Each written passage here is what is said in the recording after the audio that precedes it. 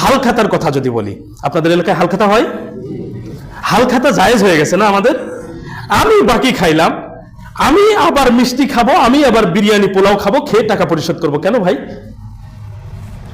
আমার প্রয়োজনে লোকটা আমাকে বাকি দিয়েছে, আমার কি উচিত নয় যে আমি তার ঋণটা পরিশোধ করে দিব?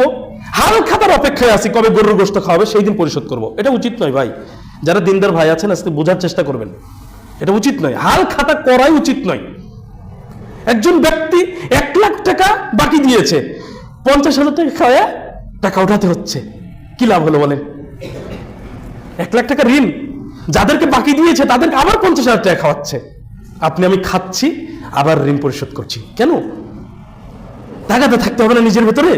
আমি ঋণ নিয়েছি, আমার ঋণ পরিশোধ করা কর্তব্য, এবং তার প্রতি তো আমার কৃতজ্ঞতা বোধ থাকা প্রয়োজন যে আমার অভাব অনটনের লোকটা আমাকে বাকি দিয়েছে, তেল বাকি দিয়েছে, লবণ বাকি দিয়েছে, চাউল বাকি দিয়েছে, আমি কেন তার দোকানে আবার খেয়ে দিয়ে টাকা পরিশোধ করতে হবে? কেন আমার পিছনে তাকে ঘুরতে হবে? আমার দায়বদ্ধতা, ঋণটা আমাকে পরিশোধ করা উচিত।